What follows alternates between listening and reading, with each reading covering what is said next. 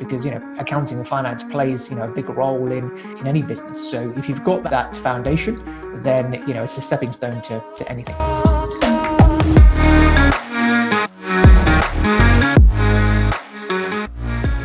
People who don't know Reza Hood, so Reza's a very forward-thinking man. So, works part of a business called Walgy & Co, which is a very modern practice, very interesting way of working. So hopefully that may come up later, but also has a coaching and mentoring business. So Reza, if you don't mind, just in your own words, just tell us a little bit about your role at the moment and what it is that you actually do. Yeah, sure. So I run my own accounting firm, as you rightly said, Walgy & Co. We are a small practice based just outside Southampton on the sunny south coast of England. I have 7 employees. The actual firm has been established over 40 years, but I joined as a partner. I bought into the practice, took over the practice 12 years ago. So kind of in the height of the recession in 2008. Prior to that, I worked for PricewaterhouseCoopers. So that's where PwC, that's where I trained after university. That's where I got my chartered accountancy and chartered tax advisor qualifications and all the rest of it. And then I got to a point where I was a manager there and I was quite entrepreneurial. So I really wanted to go out and set up my own business in some sort. I didn't know what it was going to be. I explored several different ventures, like setting up my own cafe or restaurant. And then the opportunity came to actually buy into an existing accountancy practice, which, in hindsight was probably the very absolutely right thing for me in terms of, what has kind of become of that journey over the last 12 years. So, and just a couple of years back, given where I'd kind of taken my practice over the last 10, 12 years, where, we managed to get it into a place where it can kind of pretty much run without me. It's very profitable. I am now giving back to the profession and coaching and mentoring other accounting firms to build more successful, profitable and impactful accounting firms. So you've got almost like a blueprint that you're sharing with people to kind of help them with their business, I guess. I would hope so. We're far from perfect, but we're constantly improving. It's a case of, learning, because, our industry has evolved so much over the last, decade or so. What accountancy was 15, 20 years ago is stark contrast to what it is today. So it's about, recognizing that we're changing, where the industry is going and, being on top of that, the changing needs of customers, how we are perceived, the culture, the way we do business with anybody. We are not now compared to other accountants. We are compared to experiences that our clients are having with other businesses, like the fact that, we live in this world of instant gratification and instant delivery. You can go onto Amazon and have something delivered next day. You can go onto Deliveroo and have a takeaway, in half an hour. This on-demand, I want it now type culture that impacts the experience that, people then expect from any service provider they're dealing with. So it's no good enough now, to take 5 months to turn around a set of accounts or a tax return, or take a week to get back to somebody on an email or a phone call. Their experiences of what they're seeing in other industries inevitably have an impact of how people perceive that their accountant should be. For sure. And again, that's kind of leading into where you guys do work in a modern way and very forward thinking, all about real-time accounting. But I guess for people perhaps watching this, given that you're a partner for a practice, you've got your own coaching and mentoring business, what does that look like a typical day or a week, or however you can kind of explain it for us? What would that look like typically for you? Because I guess it will obviously change from business to business as well. Sure. So I guess, the good thing is that there is never a typical week. It's always, there's always variety involved, which is great. And I love a challenge, but, I try as much as possible to kind of plan out my days and weeks. So because of my coaching and mentoring stuff, I have to kind of allow time for that. And a lot of what I talk about and help other practice owners to deal with is that feeling of overwhelm, because, a lot of practice owners, they're firefighting issues on a daily basis. They're constantly consumed with what's going on in the business. They can't step back and actually work on the business to move the needle forward in their practice. But I guess to make it relevant to the audience, perhaps, is that given the world we live in, I did a video today actually about accountants and what we actually sell. And there are a lot of accountants still stuck in the mindset that they're selling time. They're billing by the hour, or they think they're selling services. We are neither in the business of selling time. Clients don't come to us to buy time from us, nor are we really in the business of selling services. We're not really in the business of selling bookkeeping or accounts or tax returns. What we're really in the business of is solving problems. It's solving our clients' problems and challenges and helping them to achieve results and outcomes to get them to a better future. That's why clients engage with us. So if you have that kind of mindset that, you are passionate about helping people to get to a better future, about helping to solve problems. So, and that's all within the remit of, what accountants do these days in terms of, you have messed up records, for example, or people don't have records on the cloud. And it's about, they are suffering because of that. They may be suffering due to stress because they've got overwhelmed, they've got so much to do, they don't know where to start. They may be suffering due to, money problems because they're not claiming enough VAT that they could be because their records are in a mess, or they don't know who owes them what. So they can't, collect money from their customers because their records are in such a state. And that's how we help solve problems and generate outcomes and solutions for our clients. When we get to the root cause of what it is, what problem are they actually in?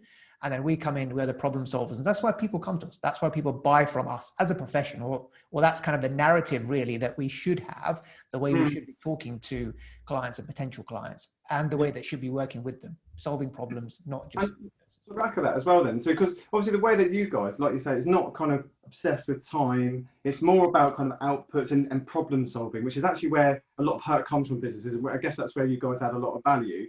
I suppose if we're kind of scrolling back through your days at PwC, and I appreciate you're more kind of perhaps specialised in a particular area, but how does that really kind of translate from working for a company like, Big Four like PwC to working in a business which, has really flexible hours, a completely different working environment by the sounds of things? How do you think that compares? So when I was at PwC, it was your typical kind of corporate environment, you're 9 to 5, you clock your timesheets, you can't talk to the client, your manager talks to the client.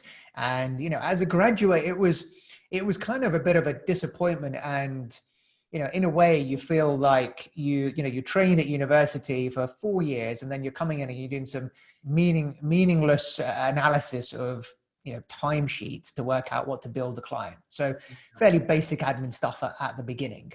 Yeah, it's kind of, whereas, nowadays, in terms of the way we operate and what I've kind of discovered and what I've learned from, reading lots of books and kind of following people who are kind of leading thinkers in the world on these kind of matters, is that, for us to be able to attract the best talent, for us to be able to retain our high performers, and for us to be able to maximize everyone's potential, we need to have a culture which respects everybody, which gives everybody that autonomy and that independence. And that's why we moved to this results-only work environment a couple of years ago. Fan of that. Yeah, so people can, our people can work when, where, and how they want, as long as the work gets done. Now, pre-pandemic, this was kind of, unheard of. But the silver lining of the pandemic has kind of been the realization that actually employers have realized that work can still get done without seeing employees' bums on seats. So it's a good thing. And, one of the silver linings of the pandemic has been that. And for knowledge workers in particular, there's no reason why, people should be in the office from 9 to 5. Is that the only time that we get ideas? Is that the only time that creativity happens? Who says that, work only happens between 9 to 5? This is an outdated notion stemming back to the industrial age. When we used to have factories, we had to work in factories for work to get done. You had to be there manning the machines for widgets to be produced. Fast forward 100 years, we're in the digital age, but our working practices are still pegged back to, and in the in line with the industrial age. So we need to move on with our thinking in terms of our outputs, kind of focus our employees' objectives to our clients' objectives. What are we trying to generate for clients? We want results, outcomes, solutions, peace of mind, comfort, all those kind of things. That's what we need to get for clients. So we need to peg our employees' objectives with the same objectives of clients. So when those two marry up, then you've got that perfect kind of marriage taking place. Problem with most accounting firms, they're still stuck in inputs. They expect employees to clock time. And so employees think that as long as we've clocked time on a timesheet, we've done work. But actually, is what you've done of any benefit or meaning to a client? Has anything that you've done actually produced some kind of result or outcome? And if it hasn't, then it's been a waste of time. I'm big advocate for that. And I think, again, a lot of businesses are becoming more output driven. I think you're right. The pandemic has been one of those things where I think it's more of a trust exercise, if I'm honest with you. I think a lot of employers have, if I can't see them, they're not doing the work. And if they're at home, they're in the fridge, they're watching, I don't know, whatever on the TV. And actually, it is far from it. And a lot of people are more productive. They're, like you were saying, some people are more effective in the evening than they are in the morning. So why not kind of play to those strengths? And as long as those outputs are there, does it really matter to how we got that to that point? As long as obviously it's done in a semi-decent way. So, yeah, I can see that. And I suppose, Reza, just with that in mind then, so why finance? Why did you get into finance? Well, I did international business and French at university. So, I knew I wanted to go into business. I didn't know it was going to be accounting. And when I was applying for jobs, I kind of went for a mixture of kind of management, kind of businessy roles, in graduate programs, and some, accountancy firms as well. I had two offers. So I had one from PwC and I had one from Renault, the car company. So because I learned French, that was I applied to Renault because obviously they've got French operations and French headquarters. So it would have allowed me to continue to use my French because I'd studied it for so long. I'd spent a year in France and all the rest of it. So I had that kind of decision to make. And that was, I guess, pivotal in what happened next.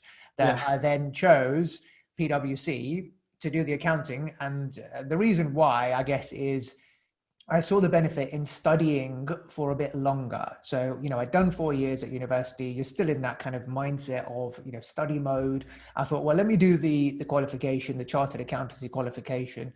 It's going to take me 3 years and then I can decide what to do after that. It will be a good foundation for me, regardless of whether I continue in accounting or do something else. And many people get the qualification and then go on and do other things. They go into banking, or they might go into industry, or, set up their own business.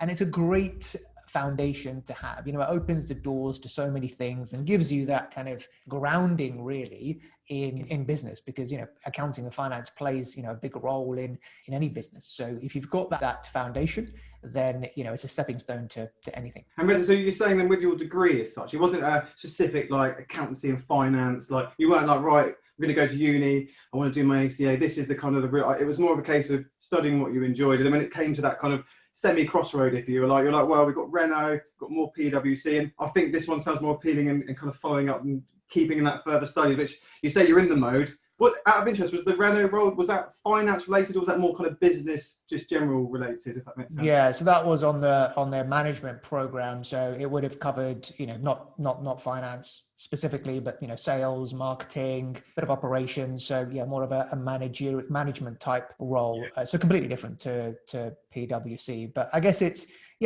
depending on, who's watching this, if you are, what I always say to people who ask for career advice is to do what you enjoy, because if you want to do accounting, you're not going to be prevented by the degree you do. I had colleagues at PwC who'd done history or English or geography at university and then decided to come in and pursue the chartered accountant's qualification.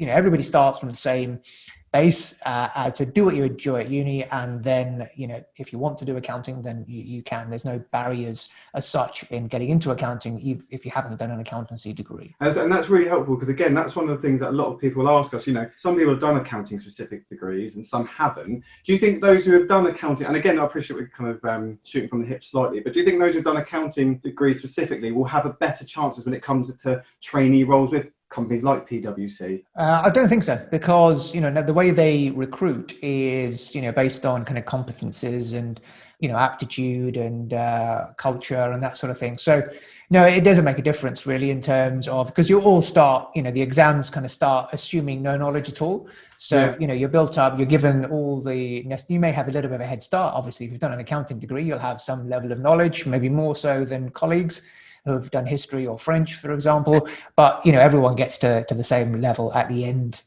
So it doesn't really make much difference. But that's only one route. If you absolutely know that accounting is what you want to get into, then you don't even need to go to university. There are quicker routes into accounting, and I know people who knew right from college that they wanted to do accounting. They go and do the AAT. They're quite passionate about it. Once you've done AAT, you can do your ACA or ACCA, and you can become a qualified accountant before your mates who've gone to university have even left uni. So you can be qualified and earning a hell of a lot more than them, enjoying life as an accountant. No student debt. No debt, nothing like that. So yeah, it's the choices are open to you. And if you definitely know you want to do accounting, you don't even need to go to university. And I suppose just with your accounting qualification and with your ACA, sorry, how did you find studying that whilst working at the same time? Because I do commend accountants for that, but I do take my hat off, because actually these guys are going to work, talking about numbers, doing numbers, then coming home, doing homework about numbers and sitting exams and all that sort of. How did you find that kind of doing both at the same time? Yeah, it's not easy. It's quite tough. But I guess at the larger firms, you're given a fair bit of study leave to go away and do that. So you're kind of given block study to go away to study, do your exams, and then come back into the workplace. But because I went from university directly, then it kind of helps that you're kind of still in study mode. So you manage it. It was a big step up. The qualifications aren't easy. University is a doddle in comparison. So a bit of a shock. I didn't really work there, so yeah, it was a doddle. It's a bit of a shock to the system that you've got to do real work and actually challenging exams when you get to do your chartered accountancy. I think, yeah, maybe because the course I did, obviously, if you're a medic or something, obviously in university would be quite tough. But otherwise, yeah, it was a challenge, and I guess the whole, because again, I remember kind of still being in student mindset, so late nights and stuff, and then having to wake up early to go to the office, and then work in the evening. So yeah, it did require some kind of discipline and change in routine.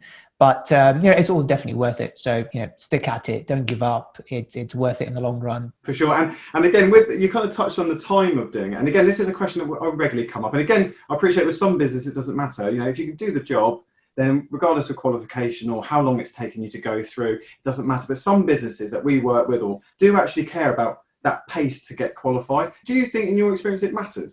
I would say, to be honest with you, when I'm from an employer perspective, I actually prefer to employ people with experience more so than qualification. Qualifications are good to have, and having a base level of qualification. So, AAT obviously is kind of your base level. Yeah. I think it depends on what you want to go into. So the AAT is the best kind of grounding in accounts and kind of gives you those fundamentals. And those are, necessary. I'd say absolutely mandatory to go into a job with accounting. So I would look at, has someone got AAT? I'm not too concerned whether they've done ACCA or ACA, to be honest. If they've got, 5 years of working in a practice, of actual real world experience, and they've got the AAT, then I would be more inclined to go for that candidate than someone who's, just recently qualified, only got 2 or 3 years experience with ACCA or ACA. And the reason being is, depending on if you want to work, for the bigger firms, or you want to go and work for a multinational company where you're dealing with, big groups of companies and you're kind of one person in a finance department of, 20, 30 people, then, ACCA and ACA, there's some relevant stuff in there because it's all kind of very high level consolidations, kind of group accounting, PLCs, that kind of stuff. But if you want to work in a smaller firm and get to actually work with business owners, with entrepreneurs, to actually make a difference to their lives, then the experience is more important. The ACA and ACCA, really, what you learn in that is not actually applicable to entrepreneurs and small businesses. What they want is the management of their finance function taken care of. They want that pain taken away. Yes, they want, the right tax advice, but, they need your help in actually taking away the stuff that they can't do and helping them to kind of give meaning to the numbers. What's more important there is the interpersonal skills. Can you build relationships with people? Because people will see you as the expert, as the person who can partner up with them as their finance partner, help them in their journey to build the business of their dreams, taking away their pains and getting them to realize their dreams and objectives. So if that's what you want to do, then I'd say, those chartered qualifications aren't terribly important. It's the experience what matters. And then that's a great point. And then I suppose just kind of flipping that slightly then. So if I want to be a Reza Hooda though, and I want to own my own accountancy firm, how important has that qualification been for you to get to where you're at now? Because the business is obviously doing very well for a good reason. Yeah, absolutely. So I think, I know because I work with a lot of accountants now, and many accountants are not chartered. They have the AAT and they've got the experience. I would say, you don't need the chartered qualifications to set up your own practice. It helps because then, if you're I'm not sure whether AAT people can sign off accounts. Maybe they can, but if you can't, to sign off accounts, you kind of need to have that practicing certificate, which is issued by the Institute of Chartered Accountants or the ACCA. What I would say is probably more important or more beneficial rather, if you want to set up your own firm, is the tax qualification, because the tax qualifications are more geared towards the small business owners, towards entrepreneurs and owner-managed businesses. So if you've done AAT and you're thinking about setting up your own practice, I would suggest look into doing ATT and CTA. Yeah, I know you got your ACA. Yeah, that's right. I did CTA, and out of the two qualifications, the CTA has been far more valuable to me in helping my clients add value to my clients here than the ACA has been, hands down. And I don't think I'll be able to kind of get my practice to where it is today, to provide the tax planning services that we do to help clients, because tax is a big driver for owner managed businesses. They want the right amount, they want to keep more of what they earn, and that's a big driver of how you deliver value to your clients. So everybody loves saving tax, and so I'd say, actually, I remember thinking, because I guess if you're watching this and you're studying and you don't really know what to do, and you've heard of accounting but you don't really know what it entails, you've heard of tax but it sounds boring, and I thought exactly the same. When I was at university, I was applying, and in PwC, you could apply to the tax department or the audit department separately. And I applied for tax. And the reason I did is because I thought that, tax sounds boring, and fewer people apply for tax for that very reason. A lot of people apply to audit. So I thought it'll be easier for me to get in if I apply for tax. But, looking back, and when I was at PwC, it was kind of a blessing in disguise, because I used to, the day would finish at 5:30, and I would be home. My audit colleagues were working 12, 15 hours a day. Initially, it's a bit of a novelty, driving around the country, claiming your mileage. Hours were horrendous, and they hated what they did, because the work was unappreciated by clients. Clients just felt that they were a pain in the rear end because they're asking them for this and asking them for that. Whereas in the tax department, clients love talking to you. Why? Because you're saving them money. Yeah. So we were seeing as value add, and you get that, that buzz of talking to clients and helping them. If you do this, structure your affairs, you can save this much amount, and clients want to talk to you. Whereas when you're an auditor, it's like, oh God, not you again. So, I would say, don't think tax is boring. It's not. It's really, it's great because it allows you to actually add real value to your clients. And you don't need to be good at numbers either. Tax is more about it's more, I guess, if you've got kind of if you like solving problems, if you like interpreting stuff, if you like thinking about different scenarios, more of kind of a legal mindset, because, solicitors interpret tax law as well, and some barristers do as well. If you like doing that and getting a buzz from helping clients and saving them lots of money, then, consider tax. Yeah. Well, I'll tell you what, most people that I speak to, when it comes to tax, you're right, they tend to start switching off or kind of say it's not the exciting part. And I suppose if you're a tax specialist as well on the market, those roles are typically quite niche. But like you say, in a practice environment where you're giving business support, like from a small business owner myself, yeah, for sure, those sort of conversations are a lot more interesting to me than perhaps kind of, I don't know, balance sheet recs or something like that, So just kind of semi-wrapping up, let me ask you one more semi-serious question. And what we like doing is finishing with 3 just fun questions, which are just a bit of fun, and then we'll wrap it up there. So thanks, Reza. So I was just going to ask then, just in terms of where you're at now as a business owner, what would you say to somebody else then? Why are you successful? Your characteristics, what do you need to be like to win in this practice world that you're a part of, and this mentoring business? So I think you've got to be, attitude is totally important. Having the right mindset and, really going above and beyond in terms of delivering great client experience. So really having a passion to deliver results for people, no matter what you're doing, be passionate about what you're doing and give it your 110%, really get into it, understand it, become an expert at it. And I think, that becoming an expert in one area will then hold you in good stead, because there's very few people who actually get to that expert stage in one particular area. People think they need to know everything about, lots of different things, but actually to actually make it, and for business to come to you and for people to seek you out as someone that they want, become an expert and authority in a particular niche area. So lastly, just for a bit of fun, Reza, if you were to invite 3 people to dinner, dead or alive, who'd be at your table with you? God, what a question. God, I'm not used to Really it. chucked it out there. Wow. Okay. It will probably be Simon Sinek. I'm a big fan of his in terms of what he talks about. It would be, I guess, along the same lines, yeah, Tony Robbins and Gary Vee, I guess, yeah. That'd be a very chatty table. It would be. If you could have 3 things on a desert island and nothing else, what would they be? It would be my wife. I need to say that. It would be my Kindle, my I would say phone, but something to listen to podcasts on. So yeah, not phone because then other distractions to go to. But something if I could listen to podcasts, read my Kindle, and have my missus there, I'd be happy, man. Obviously, there's power sources and plugs that you can use as well. So we'll figure that out. And then lastly, and this is something I always like asking, is if you could give advice to your younger self, what advice would you give to yourself having been through your journey? Follow your passion. Don't give up.